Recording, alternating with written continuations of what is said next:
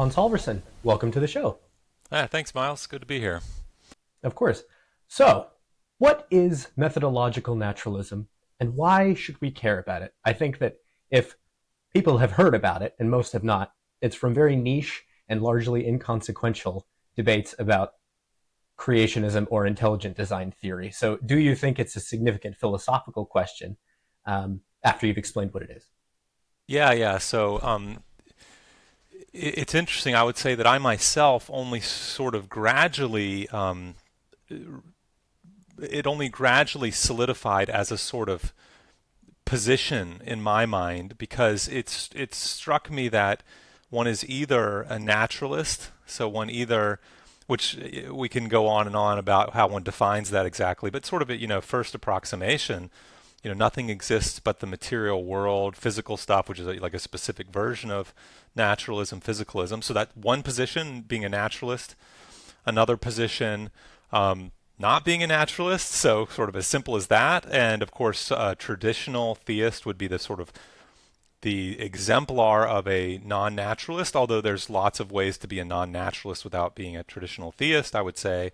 And then methodological naturalism, which I'll be honest with you, when I first heard it, which I sort of, like you said, in these niche discussions, so as a young student studying creation and evolution, and it sounded like a bit of intellectual dishonesty to me. So it was presented to me at first as somebody who's not a metaphysical naturalist, so somebody who doesn't believe there's no someone who's not committed to the non-existence of non-natural things, someone who believes there's supernatural things, and yet methodologically when they do science, they somehow assume for doing science that there's no non-natural things, that there's no supernatural things. And that just struck me as like that sounds crazy to me. Like why in the world would somebody have that point of view? So yes, you're right. I think now methodological naturalism. My understanding there's I wouldn't say I'm a scholar of the history of that as a topic, but my understanding is it sort of first arose in two places in sort of most recent history. One place was basically in political discussions.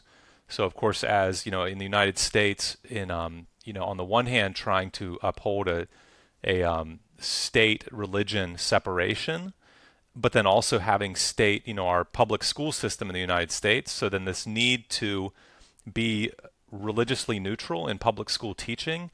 And so my understanding is that some of the earliest statements of methodological naturalism arose to say how that we're not assuming the negation of theism in teaching biology. What we're doing is we're being methodologically naturalistic. So you can see that plays an important strategic political role, saying we're being neutral. Where it's like, even if these realities, these supernatural realities exist, nevertheless, in the process of doing science, essentially we have to act as if they do not. In doing science, we cannot appeal to any supernatural Yeah, realities, if such there be. yeah, exactly. So that what you said, that was the first source of the debate, and then was there a second? Okay, yeah. So I think, like I said, the public school debate, and I think in that case there were many people who themselves were metaphysical naturalists, but they sort of, I think they were just saying that as offering an idea of how we can be friendly. So we're not telling our opponents, the theists, Right. It has that that tone about it, doesn't it? yeah, it's sort of like we'll give you this breadcrumb, we'll call it methodological naturalism. And then interestingly, I saw it starts to arise among theists, and that was a little bit. So talk about really niche in the sense of like we're talking about very small circles, because within, in particular, evangelical Christianity, and in particular in the United States, the small sliver of those who are like really interested in science and science teaching and so on. And then traditionally there was, the creationist side to that. And then there was this sort of offshoot of, look, we can be faithful to our religious commitments, but still be naturalistic in the way we do science. So that to my mind was the sort of the second root of methodological naturalism, was within small theistic circles, small Christian circles, an attempt to find a way to give a sort of freedom to do science unhindered by now it's very strange in a certain sense because my sense is that methodological naturalism isn't really a belief that there's no God. It's actually really sort of a belief that you're not going to take the scriptural chronology that seriously, right? So if you're doing evolutionary biology, the idea is supposed to be, if you're a Christian, well, you're not restricted to there's only a certain number of years. You're not restricted to there must have been a Garden of Eden with Adam and Eve and so on. You're just free to explore and think, what are these mechanisms of biological change? And yet, on Sunday we'll go to church, and the pastor will read Genesis, and you say, yes, we affirm there's truth there. So I think that's the second root of methodological naturalism. And so when I first encountered it, I would say neither of these sides were particularly philosophically attractive to me. I mean, certainly the political side just sounds to me like dealing with incoherent policies, finding a way to deal with. And then on the Christian side, I just thought, well, I understand that for example, a biology professor at a Christian college wants to be left alone by the by the religious leaders and left alone to do biology because biology is interesting and they don't want to be fired. So methodological naturalism. So I think neither of those sort of motivations were philosophically appealing to me. So I think it was, in my case, it became a live philosophical topic only after I sort of experienced, when I did more advanced work in science, realizing that, science has kind of a different nature than I think I was taught as a child, or at least I came to think. In a certain sense, I think one of the main things was I thought science is more restricted than I thought, because you don't, when you're doing science, you're not just wake up and say, I just want to know the truth, right? That's not the case. I mean, it's very constrained, right? You're stepping into a context of previous inquiries, and you're really, in these days in science, usually I think trying to answer the questions that were raised by the previous generation. So you're not just taking the questions, whatever you're curious about. It's more like, we have a little puzzle, for example. I mean, to go back to the history of quantum physics, for example, why is it that when you heat up these substances, they emit these spectral lines? That's not something that a typical 7-year-old is curious about, because they don't heat up powders or whatever, right? So yeah, so I just think it's science is a funny business, and in a lot of ways, hopefully it's getting us closer to some truths. But I actually think it does go through this self-restricting sort of process where it says, I'm not going to ask all questions. I'm going to ask a more specific kind of question. And I found that of all, and of course it tends to go for the tractable questions, right? The questions that have hope of being answered.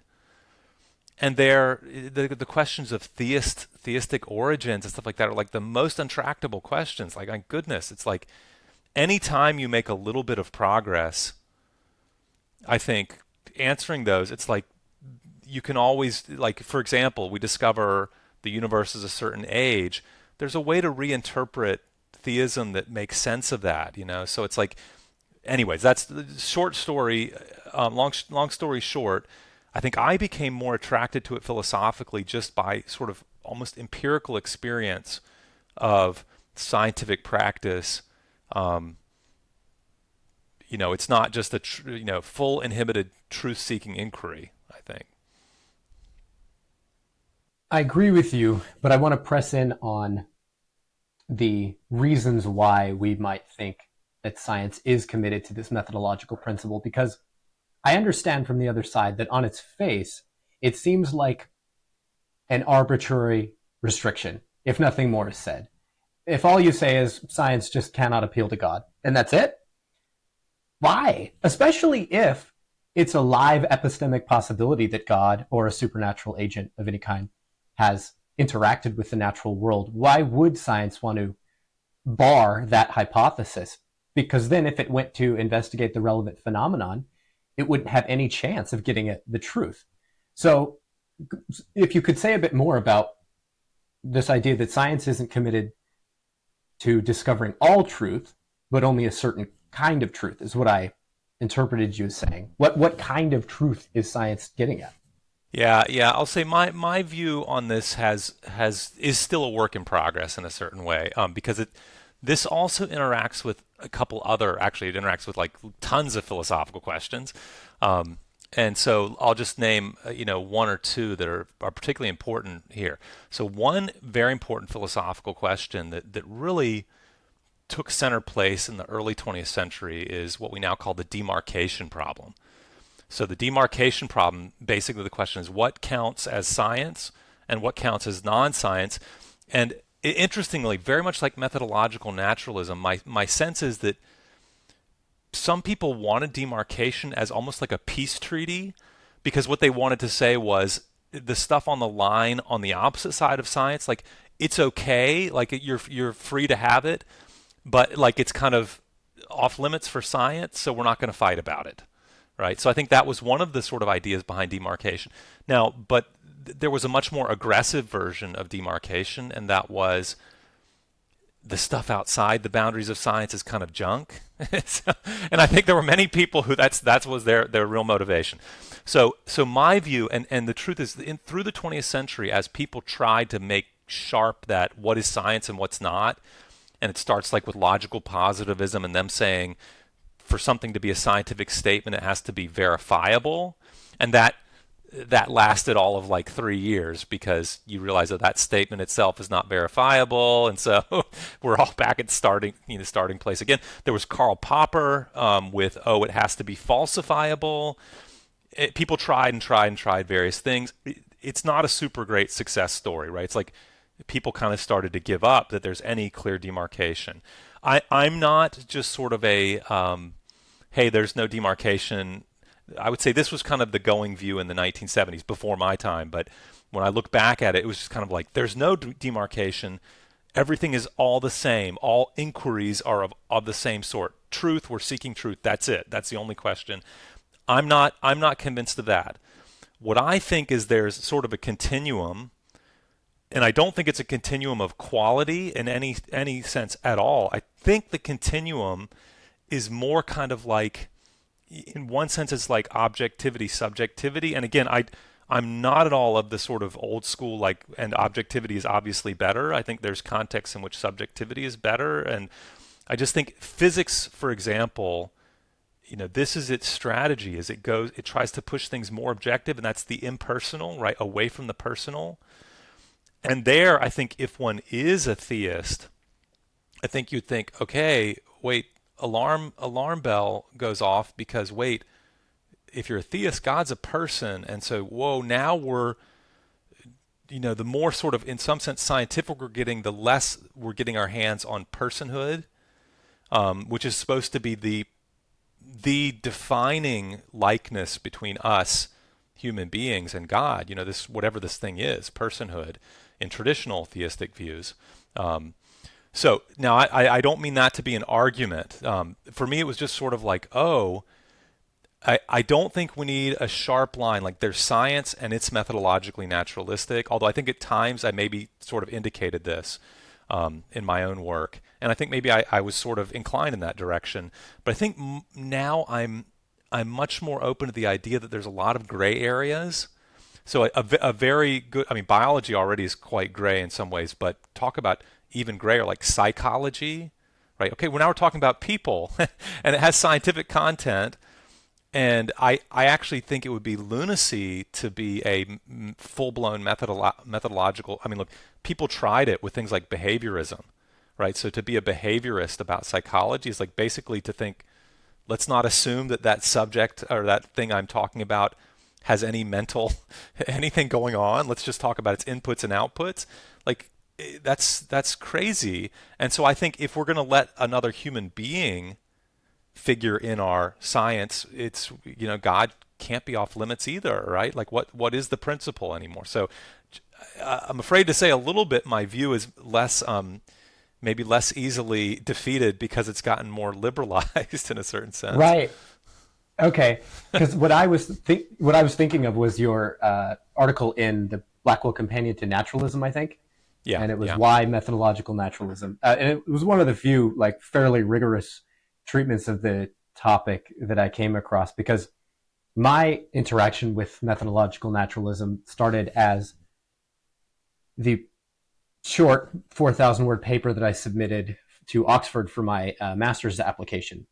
And I just found it utterly fascinating and interesting because it was a case study in philosophy of science, in determining what science is. And I, over the next year and a half, buffed out that paper and eventually got it published with Erkenntnis. And so I've been thinking about these things, trying to be rigorous and systematic, and to take it philosophically seriously, to take it as seriously as I can in the domain of philosophy of science, because it's largely a topic in philosophy of religion. But there's no reason that it needs to exclusively be the domain of philosophers of religion. It's an interesting question if you're intrigued by questions about what science is. Yeah, yeah, So, and that is the province, of course. I mean, insofar as we believe that philosophy of science should be a topic, which of course there's scientists who don't think it really should be, and I think that's also quite crazy. I mean, I think to reflect a philosopher of science is just somebody who professionally does what scientists should do every now and then, and that's think, hey, what are we doing here? What are the rules? What are the objectives? And absolutely, methodological naturalism is boy, that's not only. I think back to one of the early things you said, and I didn't find a real point to bring this up, but I think there's the political sort of thing about methodological naturalism, but I think look, sort of the elephant in the room with methodological naturalism is definitely there's no smoking gun, I think, in science. I mean, we will probably talk about fine-tuning at some point. It always comes to that. yes, that if there's a smoking gun, that was that's already it. on the docket. Yeah, yeah. I was going to get you. If there's a smoking gun, it's fine-tuning. But I would say other than that, it's not like part of science has just really pushed in favor of God. And so I think the elephant in the room is wouldn't one expect? I mean, I think it's one of the number one scientific arguments, or number one science motivated arguments for atheism is, wait, realities tend to show up in science. Realities tend to make themselves manifest in scientific inquiry. God doesn't. So why? And I think methodological naturalism is a blocker, because it's it basically adds the premise you wouldn't expect God to show up in science. And so it's totally functions to block that kind of inference. And that's why I think there's a natural motivation to want to be a methodological naturalist if you already are inclined to theism for some other reasons. Anyways, that was just an aside to the fact what you said is, I think, yes, methodological naturalism, it's a very hard topic. It's very slippery, deep philosophy, but it's absolutely should be on the agenda for philosophy of science. Well, I agree with you, and I'm happy to hear you say that, because that was my intention in taking the discussion into a journal like Erkenntnis. And I mean, it's funny, I even encountered it with the reviewers of the paper, who Halvorson pushed back and said, maybe this would be better published in Zygon, which is a fairly niche science and theology journal. And I said, that's not where I want it to go. Well, there's a few directions we could go with this. Let me ask you a very specific question, because that might help nail down a few points about what your view is. When we examine the fine-tuning of the universe, the fact that various features of the laws of physics are such that if you change their value even slightly, life couldn't exist anywhere in the universe. The evolution of life would be impossible in a universe governed by the resultant physics of that slight change. Or another way of putting the point is that when you compare the range of possible values of those various features or constants of physics, the range of possible values is huge compared to that life permitting range, which is extremely narrow. And so the question is, why is it that the constants of physics, these various parameters and features, took on values in those narrow life permitting ranges when they didn't have to? Many philosophers, many, contend that design is the best explanation of this, that the reason the laws of physics are fine-tuned is that God or a cosmic designer set them in place. And philosophers and physicists have other explanations as well. But Clearly, a philosopher can offer that as an explanation. It's not off limits to philosophy to talk about God. It's traditionally a philosophical question. Can the scientist similarly contend that a designer theism is the best explanation for fine tuning, qua scientists? And if not, why not? Okay, no. So I think first of all, we definitely shouldn't. I myself. I mean, some people might disagree with me, but I don't think there's occupational differences, so to speak, like in the description of occupational goals that such that the scientists should be quiet about such and such, but philosophers, that's they're all, nothing's off limits for philosophers. I tend to think, and also this is one. I mean, one thing that I have really, I would say, both loved and struggled with in my own career is so I've loved being sort of at the boundaries of science and philosophy. I've done some work that some of my philosophy colleagues don't consider to be philosophy because it's like basically science, especially early career. Um, so I like that. I like blurring that boundary because I think actually that's sort of a plague in our society, so to speak, is that we tend to think like we make science into this utilitarian thing that doesn't answer bigger questions, and I think that destroys scientific curiosity. So I think like there's no sharp line between the scientific and the non-scientific. Um, but now to the question of principle. Um, so I still do have personally some sort of worries about the way the scientific process works and the thought that the fine tuning argument could deliver what one might hope in terms of evidence for against God. And here's basically the sort of source of my worry is when you hit God, that's a stopping point for scientific inquiry. I mean, in the sense of like, God, nothing else would explain God, right? That would be it. I mean, God would just do all the explaining. Everything would be downstream from God. My feeling is that science kind of doesn't tolerate that in principle. Like, I think that science, now I'm here, I just disagree with even some people who are atheists, and they think science will reach a bedrock.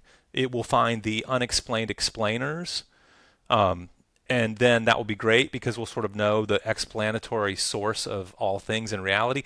I think that's sort of in principle crazy. Like I think the idea is we would always seek to embed what we know in a more systematic story. And I guess my gut feeling is that reality tolerates that. In other words, reality is so deep that we're just going to be able to keep going. So I think it would be very suspicious if at this stage of human history we we got back to God and we're like, okay, now we've got it. Sort of this phenomena we see, these phenomena, that the best explanation for that is God. Like I feel like there's got to be an intermediate that does some explaining, and God explains that ultimately in some sense. So that's my feeling about fine tuning. I feel a little bit like it's jumping the gun. Like it's too quickly taking a puzzle we have right now and thinking, okay, that's it. The only explanation for that will be God. Whereas I think, wait, let's be patient. Who knows in 100 years from now where physics might be, and we might have some cool quantum explanation, for example, of why the things fall in the narrow parameter ranges. I mean, who knows? I mean, physics is very much in flux right now. Like I think, hopefully, fingers crossed, hopefully something big happens in the next 70 years. I don't know why I picked 70. I think 100 was too big, but so I was trying to be not too optimistic, but also so in any case, I don't disagree in principle, and I'm a little bit afraid that I'm a little bit schizophrenic about this because I don't want there to be a smoking gun, but on the other hand, and this is something I think people misunderstand. There's a lot of career strategy in professional philosophy these days, and you play your strong card and hope that people bite, hope that people react. When I was negative about fine tuning, that didn't show the other sort of cards in my packet, so to speak. And that is, I totally think there's lots of reasons in contemporary physics to sort of that boost the probability of theism. Like I think all things considered, like you look at this stuff and it's like, whoa, this is like friendly to theism. I do think that's true. Um, so I just think that to try to locate it, to narrow it down, and like, okay, this is the thing right here, and that's it. Like I think this is kind of what happened in the not early 20th century, but like sort of 1960s, when the Big Bang became sort of settled science, right? So the universe is roughly 14 billion years old, and I think suddenly you saw these theists like, yeah, we got it, right? There's a Big Bang, that's it, that's the beginning, and that made them vulnerable to say Stephen Hawking in the 1980s, and he's like, now I've got a quantum explanation. It's like that argument's gone, right? Now Stephen Hawking himself jumped the gun because quantum cosmology is not finished yet. Like people still don't know. They still don't know how to put the quantum stuff together with the Big Bang. But anyways, just to say, I sort of went, I think, a little bit past what you asked. But that was just to say that I'm not unfriendly to taking the data we have now and even saying, I think all things considered, this is more rational even in a theistic setting than in a non-theistic setting. So the fine-tuning argument has become my central research focus, and it has proven to be far more interesting and inspirational and continually expanding into new domains and new areas than I thought it would. And so I will probably continue studying it for much longer than I had initially thought. I mean, it was just my master's dissertation topic, but I'm continuing to do it now for the gap year. So I find it fascinating, and maybe it works, maybe it doesn't. I mean, I'm largely agnostic on these things because they're very complicated. But I wonder about this science stopper argument for maybe a very provisional methodological naturalism in the fine-tuning debate, which is what I took you to be getting at. That if we just appeal to God now, that's the end of the inquiry. There's no way to investigate God himself scientifically. So if you appeal to his activity, that's it. There's no way to go past that in terms of a further explanation. I wonder if it's true that science pursued naturalistically could go on forever. I, in contrast to you, am skeptical that there isn't a fundamental bedrock. I mean, part of me just wonders at the level, like conceptually, how couldn't there be? How could it be turtles all the way down? So that eventually, whether you reach God or not, you reach bedrock, and that you wouldn't show those theories to be false by saying that they are science stoppers. It would just be the fact of the matter. And that takes me to, and I want to get your input on this, it takes me to Alvin Plantinga's point that he makes in response to this argument that might be the case, that appealing to God is a science stopper. But if God did act in the universe in this way directly to fine-tune the universe, say, it just really wouldn't matter. That in a way that if God did this, then it doesn't really care about our ability or lack thereof to investigate his nature. It would just come down to a question of whether or not it happened, and if it did, then that is the end of science. And you can't show that didn't happen because it would be unfortunate for us as scientists if it did. Do you know what I mean? Like, yeah, absolutely. And I've got to agree in principle. Like, it would be a poor a priori argument to say something like, by its nature, science doesn't want to stop, therefore nothing could be in reality such that science would have to stop, right? That would be I think a poor argument. And honestly, so to put back on my sort of theology hat a little bit, like, I mean, according to traditional theistic views, like there are miracles, there's creation, there's the greatest miracle of all, there's a resurrection. Christianity, the greatest resurrection miracle of all, resurrection of Jesus Christ.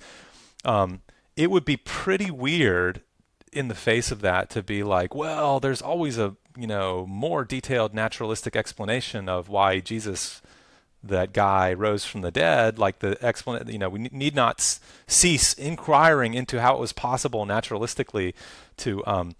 So so I think it again, that's just to reinforce that I think it would be very strange for someone who claims to be friendly in their views towards traditional theistic views to be like, science could keep going on anything. I mean, look, I think in one sense, there's nothing in the world that can stop somebody from trying to do science on something. It's like one likes to think there could be such a miracle, right, that you experienced it and it would be so overwhelming. There just couldn't be any way to keep doing science to try to understand it. But no, the truth is humans are really stubborn. And now that's not to say they'll get anywhere with it, right? It's like there could be a breach, so to speak, in the law, in nature, such that no matter what people try to do to fill that breach, they get nowhere.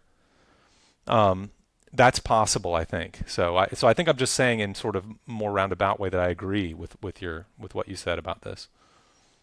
It is tough because what I ultimately concluded in the paper is that there is a modest form of methodological naturalism that science does seem committed to when you spell out the details of further principles that it does seem are true of science that do entail the vast majority of the time only recognizably natural phenomenon will be able to feature into a scientific explanation.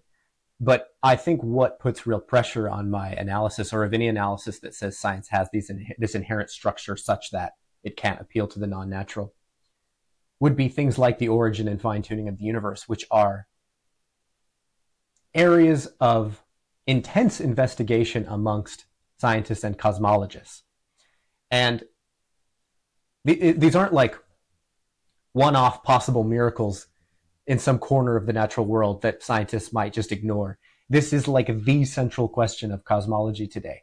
And if God did in fact fine-tune and create the universe, then all of this time spent looking for a natural, either quantum mechanical model of the origin of the universe or an eternal universe or of a multiverse explanation for fine-tuning is wasted, and it is fundamentally misguided. And unless you're reasoning in a circle, you can't rule out the real and true epistemic possibility that God did in fact do these things. I mean, if science is methodologically naturalistic, then of course you can't from within science rule out this idea that God did do these things. And if you have philosophical arguments against theism, well, that's entirely different. But from the scientist's vantage point, if these things happened, if we are in that possible world, it seems like we've done something wrong if we demand that a scientist not appeal to God. Yeah, look, and I think the emphasis you place there is very helpful because it taps into another. I think that this thing you mentioned about would be a waste of time if. Look, let's be honest, and I think even the hardest core reductionist atheist would have to be honest also about this, that there have been programs in science that were a waste of time, right? That people wanted something that was not going to be forthcoming, right? So let me actually to take a trivial example that has sort of nothing to do with naturalism at all, so to speak. But so what explains? Imagine the hypothetical scenario. I'm sitting looking out the window and happen to see out into space, and there's an object floating by. And I'm like, what explains why that object is moving? I must know. I must find an explanation. No, the law of inertia, there is no explanation, right? That motion, our notion of things moving at a uniform rate, we now understand post Newton, post Galileo even, that's not the kind of thing that needs an explanation. So that's a sort of trivial case. But now I'll take other cases that I'm more I happen to think sort of an obsessive attempt that we see in a lot happening today in certain parts of psychology of totally understanding the human mentality in terms of underlying biological stuff, honestly, between you and me, I think it's kind of a waste of time. I just think, what are we trying to accomplish? Are we trying to make, you know, to throw out all the richness of our world? Is that going to be a gain? So now, I think you're right that yes, cosmology, early universe is exactly where in physics that's the highest danger of time wasting, in the sense that people are so, I don't understand it why, like, you know, it's almost like driven, to me it seems like driven by some sort of absolute horrified fear that reductionism may not work. Like, you know, it would be this absolute disaster if we couldn't, you know, and I, you know, I understand the drive in science for curiosity and eliminating, you know, I don't want to say eliminating mystery because I think that would be sort of, that would stink, I think. I mean, eliminating mystery is not the right way to understand the fulfillment of scientific curiosity. It's somehow, you know, but we do understand things like, I understand now. But I don't think bumping into God would be like, you know, unsatisfying, like, I don't understand. No, it would be, you know, it could be like the most satisfying bit of science, right? That's very interesting. I have thought about lately in a different context the question of like how it is that God does things. And I mean that in the most straightforward kind of way. When, for in a very concrete example, theists will say that God created the universe out of nothing. And the question is, how did he do that? How did God create all of material reality out of nothing whatsoever, just spoke it into being? And the answer is just that God just has the power to do these things. You know, how is God omnipotent? It just is. And I worry in my more skeptical moments that that's not really an explanation. That, you know, is something like that really possible? And of course, the theist will just say, yes, it is. Why? And how could you know that it's not? But, and then I wonder, is there a possibility that there are, even if God exists in the classical, full theological sense within Christian theism, is it possible that there are explanations for God's being, how he does things, but that they utterly transcend the capacities of the human intellect?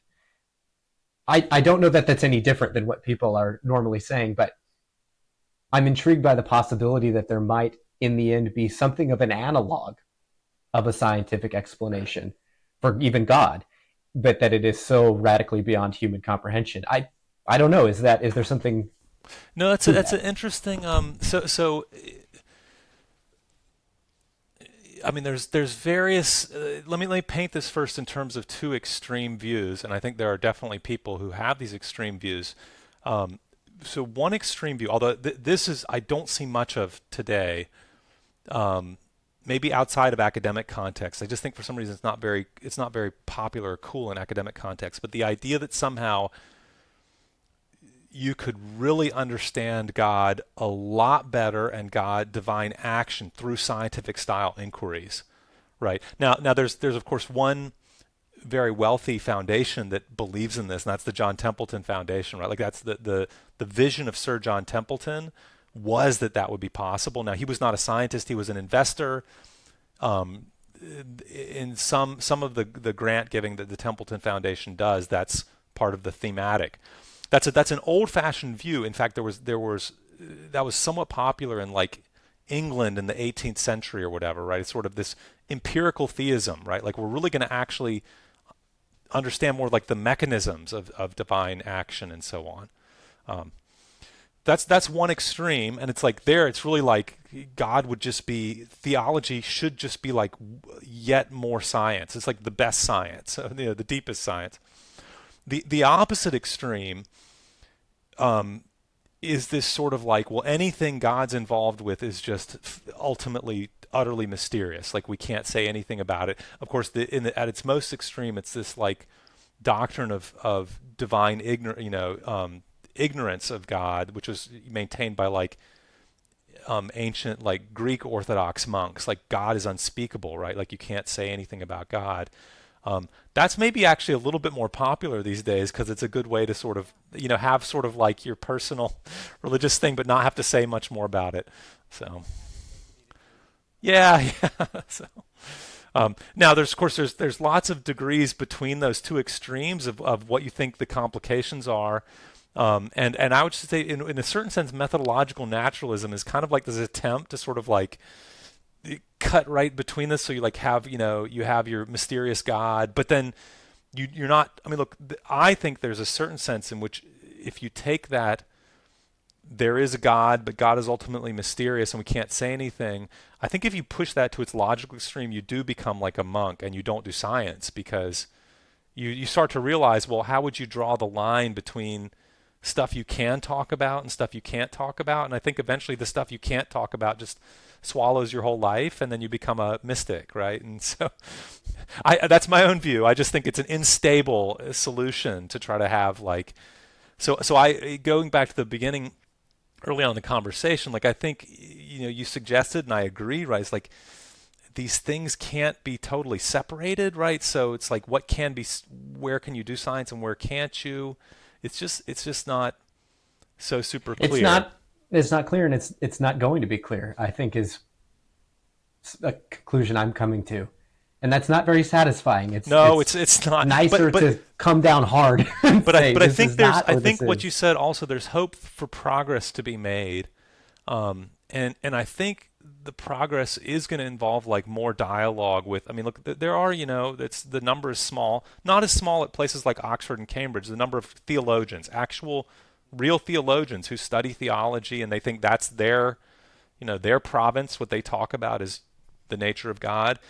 I think it's going to involve dialogue with people like that, and because I think if there's any hope for this stuff to hang together, there has to be a belief that scientific inquiry, at the very least, can inform theological belief in some sense, right? I mean, otherwise, this is all like kind of a, it's just bizarre to think like there's two separate worlds and somehow like all the science we do and then we have our like mystical beliefs about God and like they don't interact. Like that's not the way we do it with human beings. Like, I mean, here's the thing is I know some stuff about you because of science, right? Now I don't know everything about you because of science. Like I can't say, I know Miles Donahue because I studied a textbook of psychology, right? But the thing is these are interweaved together, and I would expect that should be the same of one's theology. Is like one's theology should be scientifically informed. Well, I think many people would agree with you there, but where they would resist is if you speak to the other side of that coin and suggest that perhaps science should be theologically informed. And that's where it's, even as I say it, I go, well, but if you can have one, why not the other? But I think it just comes down to, I think, the details. The devil is in the details. And you probably cannot successfully argue for a principle by which all possible supernatural explanations are intrinsically non-scientific. But there may well be more general principles of scientific conduct and practice that entail that most of the time a blanket appeal to God did it will not be scientific. One of the things that, I want to ask you a more general question, but as the last point on this one, Robin Collins, for example, contends that science is committed to tractable explanations, and he defines that technically, explanations that have a sufficient granularity of detail in their explanation. They posit mechanisms that are at least in principle open to investigation by other disciplines of science. And so he gives the example of the Big Bang Theory and its explanation for the origin of elements in galactic structures. Well, that explanation is open to investigation and filling out by particle physics, for example, and by nuclear physics. So it has explanatory depth to it that makes it scientific, even if it turns out to be false. Whereas if you say that this rock in front of me moved because God did it. There's no possible scientific discipline that could study the mechanism of God's action in that case. So that, for example, would be one instance of a kind of very general level principle about how science explains things, which would rule out certain supernatural explanations. What do you think about that? No, it's interesting. So some people, it's interesting. I didn't know that Robin Collins had said that, and I think it's quite. I think it's an insight. Um, I've gotten some pushback before because people, again, I think some people have taken me, and maybe I basically said this, it's ruled out in principle to have, you know, for science to engage with theological type explanations. Um, and I don't think in principle. I do think though what you said is there's something there that has to be investigated, and that is um, when we do have theological style explanations, they just don't have, in most cases we know, that sort of fine-grained quantitative control that we prize so highly in the sciences. Um, and, again, one might hope we could get closer to that. I mean, again, why should we rule that out in principle, right? Like, I mean, there's all sorts of stuff that we thought was quantitatively out of our control in the past that we're getting handles on. But so is it in principle ruled out? Maybe no, but yeah, it's even if you say something like, so actually think about, again, just like the Big Bang. Here's the thing: is the Big Bang in one sense it would be predicted by theism, because you'd be like, well, theism predicts there's creation, but science would be very unhappy with a prediction of creation that gave no time scale, right? Because so here's the thing: is why 14 billion years? Why not 6,000 years? Why not 100 billion years? Right? Like what? So the theistic explanation is kind of just like a free-for-all. It's like, oh, if there is a beginning, that's good enough for me. And that, look, I just think if you're a scientific type, you're like, man, that's not a very good theory, right? You want your theory to kind of make a prediction that's more precise, right? So you'd want to be something like, if God exists and, if Genesis is true, then we would expect it to be within 15 billion years or something like that. Like we're not getting that out of these. Now, I mean, again, there's far be it from me to in any way denigrate the amazing intellectual work that's been done by people like Robin Collins. I mean, he's an example. It's interesting because that granularity thing, in some sense, goes against all the amazing work he has done in talking about all the details of the fine-tuned parameters and so he actually kind of pushes, to my eye, theism in the granular direction more than anyone else I know. It's like, yeah. Well, he would do it in the realm of philosophy, though. I think if you asked him, he would self-consciously and he would explicitly affirm that what he's doing is philosophy. And most people would situate the fine-tuning argument in philosophy as a philosophical argument. It just worries me that if the fine-tuning argument is successful as an argument for theism, then you have a real risk of researchers at the cutting edge of science and cosmology compartmentalizing themselves in an artificial way. So, I mean, at the same time, though, I don't think the right answer is to say we should all just have an integrated inquiry after truth with no distinctions among disciplines. That's not correct either. There is a distinction and difference between science and philosophy. Yeah. And you're so the thing is, we tend in philosophical circles first to give each other permission to kind of go outside of the boundary lines a little bit more, and that's great. I mean, I think that should exist somewhere. This is one reason I am in professional philosophy, is because there's, on the one hand, there's science with it really is a tightly constrained project. I was just talking to a chemistry undergraduate the other day. He's in his senior year in chemistry, and he was telling me about how the experience of being a chemistry major is so different than what he expected. he expected to come in and just have curiosity and pursue his curiosities. And he's like, no, I get told very specifically, you will look into this. So it's just the way it works. It's this big social process, very tightly constrained. On the other hand, we have sort of like campfire, late night discussion of what is the meaning of life, and that's wonderful and great.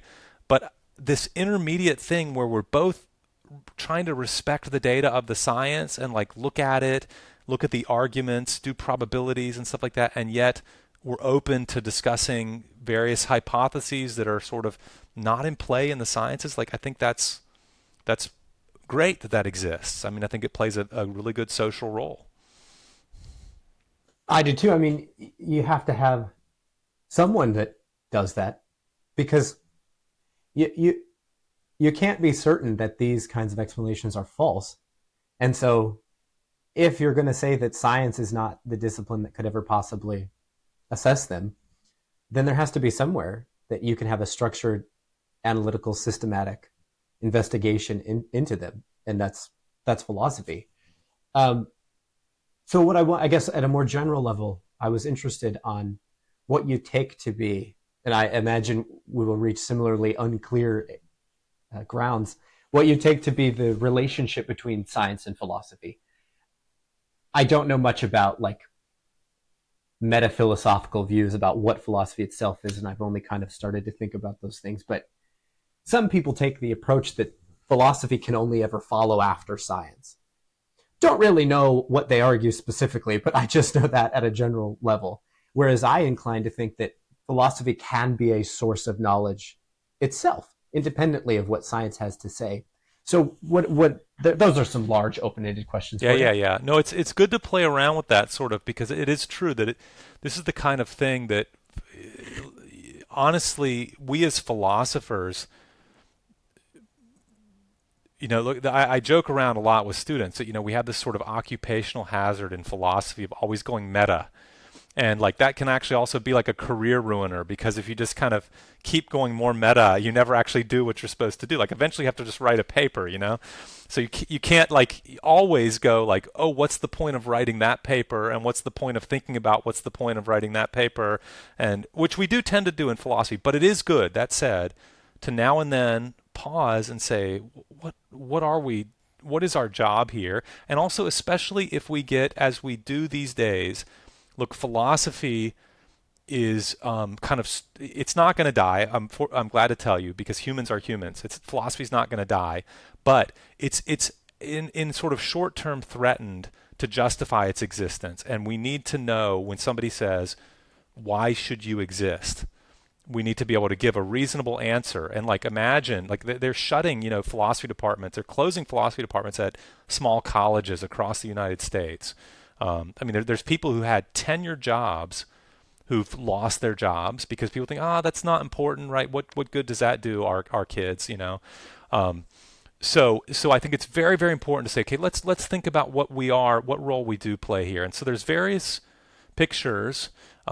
And like you said, one of the views that's become quite popular is philosophy kind of comes at the end after science has done its business.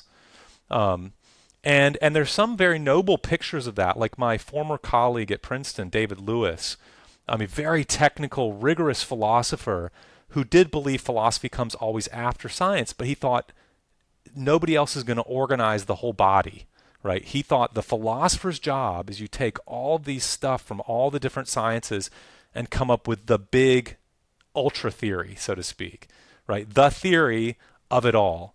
And Lewis, to some extent, acknowledged himself, but I think many other people have pointed out the connection. Is he's very much like the philosopher Leibniz was. So Leibniz, this great polymath, who he thought the job of philosophy is to just assemble all of it together in one big coherent picture. And coherence was like the key element, right? It's like coherence. Now, I worry a little bit about that, because I think to have a mind today that could do that, it's kind of insane, right? David Lewis was really great, but the fact is there's a lot of stuff he didn't understand. I know this from like physics. Like he was really great in a lot of ways, but he didn't know his physics that well. So now there's another actually kind of like more aggressive view of philosophy that these days philosophers are too defensive usually to maintain this, but I think it's a good old-fashioned view. And that is actually the view that philosophy is like the foundation of the sciences. Like philosophy establishes like the first principles, and that scientists, yeah, yeah, yeah. No, and I was just going to say, and the thing is, this can be quite an aggressive view because the way it can be used as sort of like a social tool, so to speak, is you tell scientists they kind of don't understand the foundations of their own discipline. Like a very prominent example, which actually you can get tons of mileage out of. I have. Look, scientists, to go to them with David Hume's skeptical argument about induction and to explain it and to watch the light go on, which it usually will. It takes a while. Like, so my experience is you talk to somebody who's just been sort of just doing science their whole life, and you say, look, let's see why you think scientific method's reliable, and you run through Hume's argument, and the first time they're like, nah, I'll just do induction. And then the second time they're like, oh, I'll figure out how to justify the uniformity of nature. And then finally the light goes off and they're like, and they get kind of scared and they kind of don't want to talk to you anymore because they don't know how to answer to the question.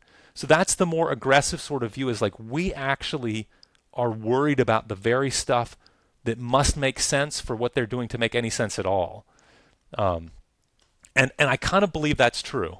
So I agree with you. It's been my impression, just not necessarily through talking with scientists, but reading popularizations of scientific work at various levels, that when those scientists who dismiss philosophy, and there are lots of them, encounter these kind of foundational questions, they just almost evidence a lack of intellectual curiosity. They go, well, it's a pseudo problem. But exactly. Why? Yeah. Why should the problem of induction be a pseudo problem? I mean, no. What's very strange in our culture today. I remember one of my first philosophy classes in undergraduate, and the professor saying to a typical American undergraduate audience, where honestly 8 out of 10 of the students don't care, right? 8 out of 10 of the students are just trying to figure out how to get the best job, and especially in philosophy, right? Like philosophy is just not their thing. Like, it's like, who would ask these questions? And the professor said, just not everybody will wake up, right? Not everybody will wake up. And the famous Plato's cave analogy, right? Like, people are happy to stare at the shadows. And what's puzzling to me is I can understand how that's true for people who will end up in the non-academic world. I mean, life is busy. There's lots of ways to distract yourself from philosophical questions in life. But for scientists, this is very strange that there are so many scientists who never woke up, so to speak, right? Who just do their science. And they think, and so in one sense, they're just like that undergraduate student who just is not curious. It's so weird because they're scientists. You think they're curious, but no, they're curious about this little corner. And once they reach the boundaries of that corner, that's it, right? I wonder if part of the answer is that the simple fact that the methods of philosophy and metaphysics are just different than the methods of science and physics. And in order to navigate in the terrain of assessing Planning's view of possible worlds as abstract objects versus Lewisian modal realism, takes a different set of tools and a different methodology. And if you haven't been trained in it, it's incredibly uncomfortable to be that far outside your comfort zone. It is. So I imagine that's part of it.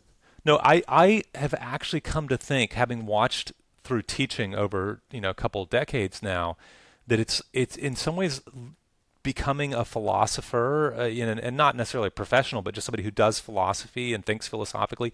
It's almost like learning a foreign language, and some people find it difficult and they just stay away. And even for those of us who are interested, like, sure, there's some people who are quite adept quite quickly. It probably was because of the way they were as children or something. I don't know.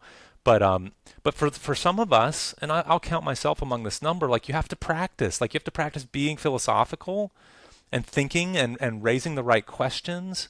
So like you said, I think it's a style that you have to learn, a style of question, a style of answer. And I remember as an undergraduate, kind of what I was most scared of by philosophy is like I thought the method is unclear to me. Like I don't know what the rules are exactly, and I still can't say what they are, except that I've internalized them by being a member of the community. Um, so so yeah, it's I think that's one thing that people really don't understand on the outside is philosophy is kind of really hard in a certain way. It is. I remember my talking to my grandma once when I was 13, 14, and just getting into philosophy at whatever level a 13-year-old does. And, she gave me a somewhat of a backhanded compliment, saying, you're a very logical thinker. Why are you getting into philosophy? Because Yes. in a certain popular conception, it's like philosophy is just where anything goes. But I will tell you now, Yes. finishing the master's especially, nothing could be further from the truth. Like academic philosophy is extremely rigorous and Yeah, yeah. technical and sophisticated, systematic, logical. That's why I love it. Is it's this like logical methodology applied to such interesting big picture questions, and Yeah, you look, just see how far you can go. there's I think there's no doubt, and I think even scientists I know, kind of in private, admit this. The smartest people you'll ever meet are in philosophy. Like, I mean, the most rigorous. Look, I mean, they're just, some very, yeah, yeah. There's some very incredible minds, and the flexibility of mind is what one thing that's just so admirable to me. Like how people, go from topic to topic and they're sort of good on all the topics they think about, right? Like it's so impressive, and yeah, it's impressive in a different way. Again, I also know these great geniuses in various branches of science. What I know best is like mathematical physics and their ability to process problems quickly and so on. But what really impresses me about my philosophy colleagues is just like it's almost like you could sort of shuffle cards with topics and topics on almost anything in reality and pull one out and say give me a good essay on this topic, and they just could give it sort of like. So some of the great philosophers of our day, I mean, I could just I'll just name a couple. I leave out other important people, but like John Hawthorne, he's on my mind because he's coming to give some lectures in Princeton in a few weeks. And I just was looking at the lectures he's going to be giving. And I'm like, he's thinking about that now. Like, the guy thinks about everything. Any topic you bring up in front of him, he's gonna say something interesting about. So that really is it's an amazing community to be part of. Yeah, I agree with you wholeheartedly, and my impression and belief about that fact has only increased as I've bumped shoulders with people at Oxford, because lots of them are here, and I mean, it's just incredible, and it's not to like pat ourselves on the back and go look how great we are, but I think there is a need to counterbalance this cultural perception of philosophy as just simple-minded stuff that doesn't matter. Yeah, yeah, and also this sort of like I think this idea of sort of the navel gazing, right? Like I'm not going to get stuff done. So, I mean, it's funny. I'm by no means ideologically. I don't really voice opinions on political philosophy usually, and I don't know much about it. But one thing Karl Marx said, or sort of an attitude he expressed that I actually have come to think, yeah, it's actually philosophy should change the world, right? It's not, philosophy. It is navel gazing, but the whole point is to ask how we're supposed to behave, right? The whole point is how to live. And so I think philosophy. There's a lot of thinking and talking, but the idea is our actions on a day-to-day basis are influenced by the sort of map we have in our heads, and the way that map gets there is by reading and talking and writing. And so, in a way, if we're not, again, like you said, not to pat ourselves too much on the back, but we're trying to be kind of like back part of the backbone of culture, right? We're trying to like help people have a good map in their heads for action. And the whole point is we don't know from birth what the point of our lives are, right? We want to sit back and think, okay, what would count as a win? What would count as a win? What would count as a loss, right? So Here, here. I haven't heard it put like that, but I think that's right. Um, well, to round out the discussion on a more lighthearted note, who is your favorite philosopher from the history of philosophy, and who is your favorite philosopher working today? Ooh, good questions. Uh, and I think I'm among those for whom that this actually kind of changes because I have pluralistic philosophical values, so to speak. So because I where I mainly fluctuate in my philosophical valuing, so to speak, is I see great value in rigor and precision. I also see great value in not making those the criterion by which we judge all good philosophy. So those philosophers who kind of think I don't know how to push things into logical symbols. Um, I'm going to write words. I'm going to say things. So actually, honestly, one of my favorite philosophers, which was a great shock to many of my colleagues in philosophy of physics, is Kierkegaard. Um, so no, I mean, I just think is his his hunger to figure out what his life was about was so strong. It's just incredible to me. Like he for me was in the first instance actually just kind of like pure personal inspiration. Like read him on the weekends just to be like, here's a guy who really is on fire, so to speak. Um, and then actually I started to appreciate more that there's like epistemology there and what he said, and I started to think, okay, so actually I've in the past few years had to have a little sort of Kierkegaard obsession, which was like a new thing because I might have told you if you'd asked me 8 years ago, I might have said Carnap, which would be, so it's a very very different character. But no, I do have a great affection for the historical analytic philosophy greats, Frege, Russell, Carnap, like so historically speaking. Among contemporary philosophers, so it's interesting because I have been very strongly influenced by people in the technical philosophy of physics domain. And again, some of their virtues as philosophers have to do with like technical proficiency and knowing physics and knowing math. Um, and and so I'm actually going to go with a contemporary here, just because I think he's doing such an amazing job in philosophy of physics, and that's David Wallace. So David Wallace, who's very much like a contemporary of mine, and he's at Pittsburgh now. He was at Oxford for many years, and then he was at USC for a couple years, and now he's at Pittsburgh. An amazing philosopher of physics. I think he's doing. In a certain sense, he like gave up his career in physics to come help us in philosophy. Um, so, and he's also a very different. One reason I wanted to use him as an example is because he's a very different style from me. I tend to be when I do philosophy of science, I'm more on a mathematical side. Um, David is more sort of like this is how it's actually done in practicing physics.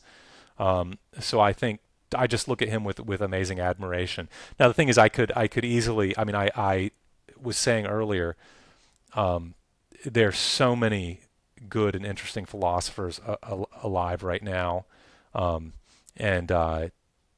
it's hard. After I name one or two, it's like hard to stop in the sense of like there's so many good people out there right now. So I agree with you. One question I did want to ask you uh, before we go is you've written a few things which intersect with philosophy of religion, and that's how I found your work before I got interested in philosophy of science proper. What would your impression be, particularly on the other side of the pond in American universities, analytic philosophy more generally too? What is the perception of philosophy of religion from the outside? Because one thing I struggle with is a worry that philosophy of religion is regarded as less legitimate a kind of philosophy than other subdisciplines from those who aren't philosophers of religion. Because speaking in broad terms, the doubt would be that philosophers of religion are kind of just engaging in a large after the fact justification for their almost always Christian religious beliefs, rather than engaging in like objective philosophy where your views are supposedly determined well after a careful examination of the evidence. What do you think? so it's interesting. I think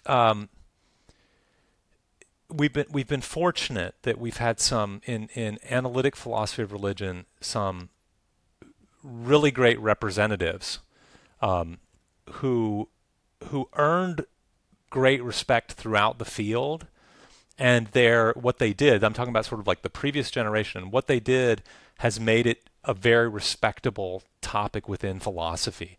And that runs the gambit from, Alvin Plantinga, which, look, lots of people in philosophy, mainstream philosophy, disagree with him.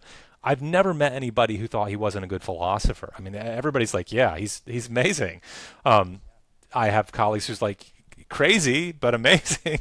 It's like, how could he believe these things and yet great philosopher? Then, yeah, yeah. Like, I mean, and also I also cut my teeth, so to speak, on like, I mean, I remember as an undergraduate, I'll say trying to read what he wrote, right, and like this is incredible, right? The power of thought.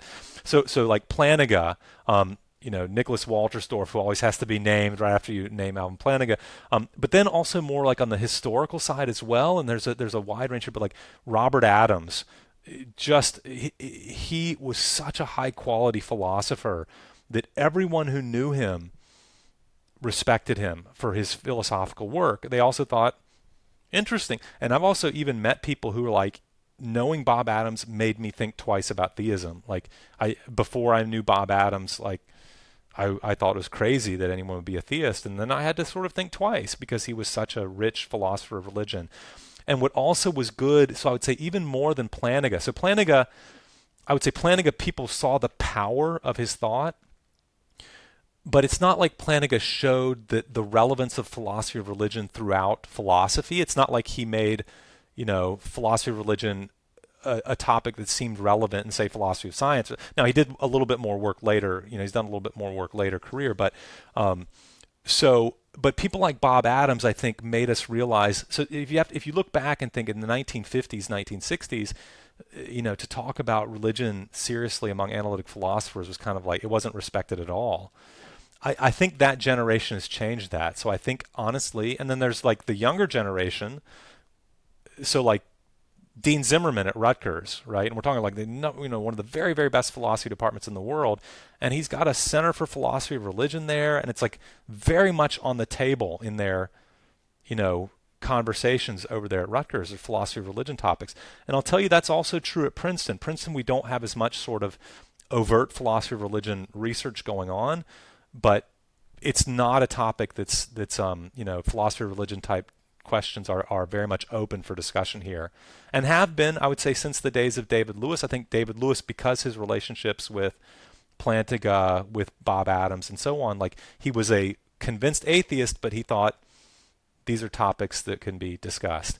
I also happen to think, by the way, so I think, I'm a big fan of philosophy of religion, even just for practical reasons too, and that is it's a great thing to teach undergraduates. So the thing is, I mentioned earlier, there's a lot of undergraduates who are out there kind of sleeping their way through life.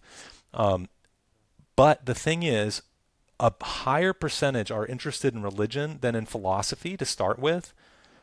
And it is not so hard to take a student who's curious about religion and to wake them up to philosophy. Because soon they realize, there's arguments pro and con, and this makes a difference to my life. And so it's like I think actually of my undergraduate teaching, philosophy of religion is kind of my favorite because it's like it's easy to get people on topic. It's not like philosophy of math where it's like, do mathematical objects exist? And most students are like, right? So who cares? Even the mathematicians don't care, right? Yeah. So anyway, so I think actually it's I think it's a good time to be in philosophy of religion, but I think you're right also that it's there has been a little bit of this sort of theists have their little club of post hoc justification and talking to each other, and then there's a little bit of this sort of apologetic, like we hope maybe we're going to convince somebody else, and I hope that philosophy of religion is growing past that in some ways. I mean, look, there's room for that kind of thing too, but the young generation like yourself and thinking how it connects to philosophy of science, fine tuning. So I think that's great. Well, I find that incredibly heartening to hear, and I appreciate those comments that you don't think my primary discipline is a waste of time. I don't either, but one does worry sometimes about whenever things become explicitly religious. If you are an like a self-expressed religious philosopher, if we are still in a culture or generation where that is kind of a -10 on on a professional philosopher's perception of you. But from what you're saying, it seems like the tide has changed because of these influential figures Yeah, yeah, in past I do think generations. it's important for people who are interested in philosophy of religion. I mean, I'll just one more anecdote from my own case. I would have said as an undergraduate that my philosophy of religion was my number one interest. Like I would have said that's going to be my main thing. And I think I got some good advice. I don't remember who gave it to me, but something like, well, just make sure that you sort of fill out the other areas so it's not like your one strength. Now, what happened to me, oddly enough, is like I was filling out my other areas and I got pulled over to something else. And actually, I don't regret that because I think everybody has to consult. What am I good at? What are my opportunities? And and even something you love may not be your profession. I'm very happy to work in a profession, work on topics where philosophy of religion occasionally is relevant. Um, but yeah, I think that's my advice to young people in philosophy of religion is that's to pass on that idea is it's a good topic, but just for professional reasons, make sure you round out nicely. So yeah. Well, that coheres well with the advice I was given, and I've been on that project for a while now, and so it's good to hear that there's agreement on that point. I think I'm moving in the right direction. Well, thank you, Hans. Was there anything else that you wanted to bring up? I'll give you the No, chance, this but was no pressure. a real pleasure to to get to say some things that were on my heart, so to speak, and hear how things are going for the next generation. Well, thank you so much, Hans, for Yeah, thanks, coming on Miles. the A show. real pleasure. I don't think we've actually gotten a chance to have we talked before? I can't remember. I mean, we've talked We've over email, emailed. but yeah, We've okay, but emailed. just email. Yeah, okay. Yeah, so it was great to Well, talk to you. anyways, good pleasure. And yeah, like I said, like look, I do believe what I said about like I think you do have a good topic, and I think it's great how bold you're being. And I think fine tuning. I was telling some other students around here, it's a great topic, among other reasons, because it has connections with almost everything in philosophy. Yeah, You know, that's what I'm religion, finding out. science, That's probability. Yeah, even probability has proven fascinating to me. Of what is probability? What is an yeah, objective yeah. versus subjective probability? What are epistemic probabilities? And how do we ground them?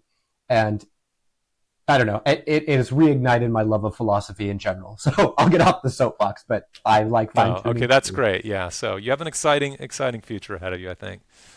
Thank you. Much appreciated, Hans. Okay, talk to you later.